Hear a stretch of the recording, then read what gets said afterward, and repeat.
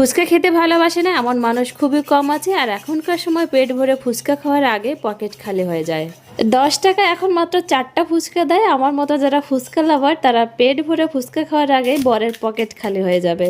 তাই 20 টাকা খরচা করে মাত্র 2000 টাকার ফুচকা তৈরি করে নিলাম। আর ফুচকার আওয়াজ শুনে বুঝতে পারছেন ফুচকাগুলো কতটা মুচমুচে হয়েছে।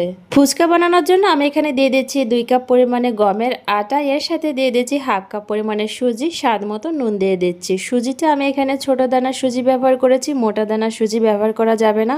স্বাদ মতো নুন দিয়ে শুকনো উপকরণগুলো একসাথে মিশিয়ে নিয়েছি। এবার অল্প অল্প পরিমাণে জল দিয়ে আটার ডোটাকে ভালো করে মেখে নেব। ফুচকাগুলো মুচমুচে তৈরি করার জন্য কিন্তু এখানে অবশ্যই সুজিটা ব্যবহার করতে হবে। সুজি ব্যবহার করলে ফুচকাগুলো অনেক বেশি মুচমুচে থাকে। আমি এখানে মেজারমেন্ট কাপ মেপে উপকরণগুলো নিয়েছি। চাইলে আপনারা ছোট বাটি বা চায়ের কাপ মেপে উপকরণগুলো নিতে পারেন, তবে এখানে মাপটা কিন্তু অবশ্যই সঠিক রাখতে হবে। যদি 2 বাটি আটা নেন তাহলে হাফ বাটি সুজি নিতে হবে। মাপটা যদি সঠিক থাকে ফুচকার ডোটা একদম পারফেক্ট তৈরি হবে, ফুচকাগুলো ফুলকো হবে, মুচমুচে থাকবে। এরকম করে আটার ডোটাকে মাখার জন্য 1 কাপ জল লেগেছে, যে কাপ মেপে আমি আটা আর সুজি নিয়েছি। আটার ডোটা হালকা শক্ত আছে, তাই হাতটাকে কোনো রকমে ভিজিয়ে তারপর আটার ডোটাকে আবারও মেখে নিচ্ছি। এমনি উপর দিয়ে যদি সামান্য জল দেওয়া হয় তাহলে জলের পরিমাণটা বেশি হয়ে যেতে পারে, তার জন্য হাতটাকে কোনো রকমে ভিজিয়ে তারপর আটার ডোটাকে মেখে নিচ্ছি। ফুচকার এই ডোটাকে বেশি নরম করে মাখা যাবে না। আমরা সাধারণত রুটি বানানোর জন্য যেভাবে আটা মাখি তার থেকে হালকা একটু শক্ত করে মাখতে হবে। এবার এটাকে 5-10 মিনিটের মতো ঢাকা দিয়ে রেখে দেব। ফুচকার এই ডোটাকে 10 মিনিটের মতো ঢাকা দিয়ে রেখে দিয়েছিলাম। সুজিটা সফট হয়ে গেছে। এবার এটাকে আবারও কিছু সময় একটু মেখে নিচ্ছি। যতবারই ফুচকা বানিয়েছি ততবারই ফুচকাগুলো একদম পারফেক্ট তৈরি হয়েছে, মুচমুচে হয়েছে, ফুলকো ফুলকো হয়েছে। ঘরে বসেই যদি এখন দোকানের মতো ফুলকো ফুলকো মুচমুচে ফুচকা তৈরি করা যায় তাহলে দোকান থেকে কিনে খেতে হবে না। ফুচকার ডোটাকে কিছুটা পরিমাণে ডো নিয়ে এভাবে লম্বা করে তৈরি করে নিয়েছি। শুকনো আটা ছড়িয়ে তারপর ছোট ছোট করে এভাবে চাকু দিয়ে কেটে নেব। এভাবে কেটে নিলে ফুচকাগুলো এক সাইজে তৈরি হবে, একটা বড় একটা ছোট এরকম হবে না।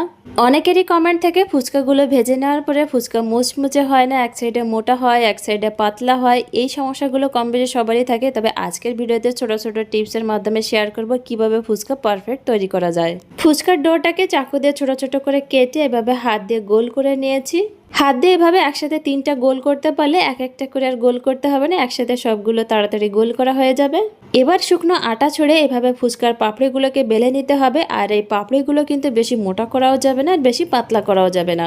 আমি ফুচকার পাপড়িগুলো এখানে শুকনো আটা ছড়িয়ে বেলে নিয়েছি। এভাবে শুকনো আটা ছড়িয়ে বেলে নিলে এটা সহজে বেলে নেওয়া যায়, একদম মোটা একদম পাতলাও হয় না, সব সাইডে সমানভাবে বেলে নেওয়া হয়। তেল লাগিয়ে যদি ফুচকার পাপড়িগুলোকে বেলে নেওয়া হয় তাহলে ফুচকার পাপড়িগুলো এক সাইডে মোটা এক সাইডে পাতলা এগুলো হওয়ার সম্ভাবনা থাকে বেশি। ফুচকার পাপড়িগুলো বেলে নেওয়ার পর এরকম 1 প্লেট যখন হয়ে যাবে তারপরে ফুচকাগুলোকে প্রথমে ভেজে নিতে হবে। এগুলোকে যদি রেখে দেন কিছু সময় পরে ভেজে নেব তাহলে কিন্তু এটা শক্ত হয়ে যাবে। শুকনো আটা ছড়িয়ে ফুচকার পাপড়িগুলো বেলে নেওয়ার পর যদি বেশি সময় রেখে দেওয়া হয় তাহলে পাপড়িগুলো শক্ত হয়ে যাবে। যখনই ভাজতে যাবেন তখন এক সাইডে মোটা এক সাইডে পাতলা হয়ে যাবে।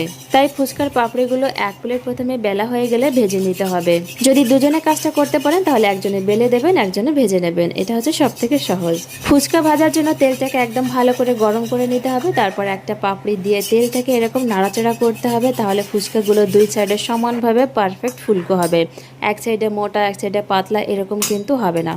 ফুচকাগুলো পারফেক্ট হওয়ার গুরুত্বপূর্ণ টিপস হচ্ছে এটাই, ফুচকার পাপড়ি দেওয়ার সাথে সাথে তেলটাকে এরকম নাড়াচাড়া করা। তেলটা ভালো করে গরম হয়ে যাওয়ার পর গ্যাসের ফ্লেমটা মিডিয়ামে রেখে ফুচকাগুলো ভেজে নেবেন, তাহলে ফুচকাগুলোতে তাড়াতাড়ি কালার চলে আসবে না, এটা মুচমুচে হবে। তেলের ভিতরে এরকম এক একটা করে পাপড়ি দিতে হবে আর ফুচকাগুলো ভেজে নিতে হবে। ফুচকাগুলো ভেজে নেওয়ার সময় খেয়াল করবেন যখন তেলটা নাড়াচাড়া করবেন পিছনের ফুচকাগুলোর উপরেও কিন্তু তেলটা ছিটকাবে, এতে করে ফুচকাগুলো ভাজা হয়ে যাবে। ফুচকাগুলো ফুলকো হয়ে যাওয়ার পর কিন্তু এটাকে আলাদা করে বসে ভাজতে হবে না, একবারই ভাজা হয়ে যাবে। যখন কালার হয়ে যাবে ফুচকাগুলো তুলে নিতে হবে। আমি এখানে 20 টাকা খরচা করে প্রায় 2000 টাকার মতো ফুচকা তৈরি করেছি। আর ফুচকার আওয়াজ শুনে বুঝতে পারছেন কতটা মুচমুচে হয়েছে। ভালো লাগলে লাইক কমেন্ট শেয়ার করে দেবেন।